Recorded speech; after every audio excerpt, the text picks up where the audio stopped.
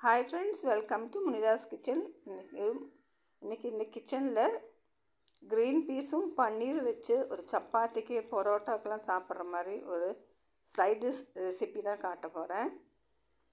ரொம்ப ஈஸியாக இருக்கும், ரொம்ப டேஸ்ட்டாக இருக்கும். ஒரு தடவை ட்ரை பண்ணி பாருங்கள். வாங்க என்னெல்லாம் போடுறேன்னு பார்க்கலாம். இப்போ நீங்கள் ஒரு குக்கர் எடுத்துக்கோங்க. நான் ஏற்கனவே க்ரீன் பீஸு ராத்திரி தண்ணியில் ஊற வச்சுருந்தேன். அதை குக்கரில் போட்டு ஒரு 4 விசில் வர்ற வரைக்கும் வெயிட் பண்ணுங்க, அது வேகட்டும். இப்போ வேறு ஒரு பேன் எடுத்து நீங்கள் அந்த ஆயில் ஆட் பண்ணிங்க. 2 டீஸ்பூன் ஆயில் ஆட் பண்ணிக்கோங்க. ஆயில் ஆட் பண்ணிட்டு அதை நான் கடையில் வாங்கின பன்னீர் தான் அதை நான் ஃப்ரை பண்ணி எடுத்துக்கிறேன். பேன்லேருந்து மாற்றி வச்சுக்கோங்க. அதே பேனில் கொஞ்சம் எண்ணெய் ஊற்றி 2 வெங்காயமும் கொஞ்சம் கேஷ்யூஸும் போட்டு கொஞ்சம் லேசாக வதக்கிக்குங்க. அதுக்கப்புறம் 2 தக்காளி அது கூடயே போட்டு நல்லா வதக்குங்க. இது ஆறின பிறகு நம்ம அதை அரைக்கணும். இப்போ நல்லா வதங்கின பிறகு கொஞ்ச நேரம் அப்படியே இருந்துட்டு ஆற வச்சுருங்க. இப்போ வேறு ஒரு பேன் எடுத்து கொஞ்சம் ஆயில் ஆட் பண்ணிங்க. 2 டேபிள்ஸ்பூன் ஆயில் ஆட் போட்டுட்டு 2-3 பீஸ் பட்டை, 1 டீஸ்பூன் ஜீரகம் ஆட் பண்ணிவிட்டு நம்ம அரைச்சி வச்ச மசாலாவை இது கூட ஆட் பண்ணிட்டு நல்லா கொஞ்சம் வதக்குங்க. பச்சை மணம் போகிற மட்டும் நல்லா வதக்கிட்டு அதுக்கப்புறம் மிக்ஸி ஜாரு கலந்த தண்ணி ஆட் பண்ணுங்க. ஆட் பண்ணிட்டு நல்லா அது கொதிக்கட்டும். இது கூட கொஞ்சம் மசாலா நமக்கு ஆட் பண்ணணும்.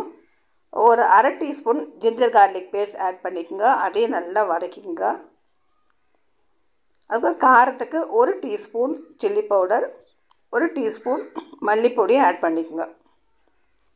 ஆஸ் யூஷுவலாக ஒரு 1/4 டீஸ்பூன் மஞ்சள் பொடியும் ஆட் பண்ணிட்டு அது நல்லா வதக்கிக்கோங்க. ஒரு 1/2 டீஸ்பூன் கரம் மசாலா பொடி, அப்படி இல்லைன்னு சொன்னால் உங்களுக்கு சிக்கன் பொடி கூட ஆட் பண்ணிக்கலாம். ஆட் பண்ணிவிட்டு நல்லா வதக்குங்க. வதக்கின பிறகு தேவைக்கு தகுந்த மாதிரி சால்ட் நீங்கள் ஆட் பண்ணிக்கோங்க. ஆட் பண்ணிவிட்டு இது நல்லா கொதித்த பிறகு நம்ம வேக வச்சுக்க க்ரீன் பீஸை அது கூட ஆட் பண்ணிடலாம். ஆட் பண்ணிட்டு நல்லா அந்த க்ரீன் பீஸில் நல்லா மசாலாலாம் பிடிக்கிற மாதிரி நம்ம அதை மூடி வச்சு கொஞ்ச நேரம் 2 நிமிஷம் நல்லா வேக விடுங்க. இது நல்லா கொதித்த பிறகு நம்ம வறுத்து வச்சுருக்கிற பன்னீரை இது கூட ஆட் பண்ணிக்கோங்க. ஆட் பண்ணிட்டு நல்லா வதக்குங்க. அதுக்கு மேலே கொஞ்சம் கசூரி மேத்தி பொடிச்சு அது மேலே ஆட் பண்ணிக்கோ. கொஞ்சம் கொத்தமல்லி தழையும் தூவிட்டு அவ்வளோதான், நம்ம சூப்பரான பன்னீர் க்ரீன் பீஸ் கறி ரெடி ஆயாச்சு. நல்லா மிக்ஸ் பண்ணிவிட்டு அதுக்கு மேலே ஒரு 2 பச்சை மிளகா நடு கீறி விட்டு அது கூட ஆட் பண்ணிக்கோங்க. லிட்டு போட்டு மூடி வைங்க. ஸ்டவ் நீங்கள் ஆஃப் பண்ணிடுங்க. ரொம்ப சூப்பராக இருக்கும். சிம்பிளான ரெசிபி, ஆனால் ரொம்ப டேஸ்டியான ரெசிபி. இதை ட்ரை பண்ணி பாருங்கள். சப்பாத்திக்கு ரொம்ப நல்லாயிருக்கும்.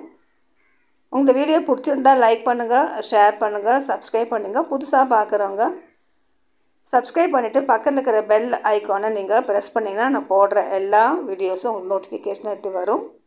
நீ அடுத்த வீடியோவில் நல்ல சிம்பிளான டேஸ்டியான ரெசிபி நான் உங்களுக்கு அப்லோட் பண்ணுறேன். அது வரைக்கும் தேங்க்யூ ஃபார் வாட்சிங். Bye friends, take care.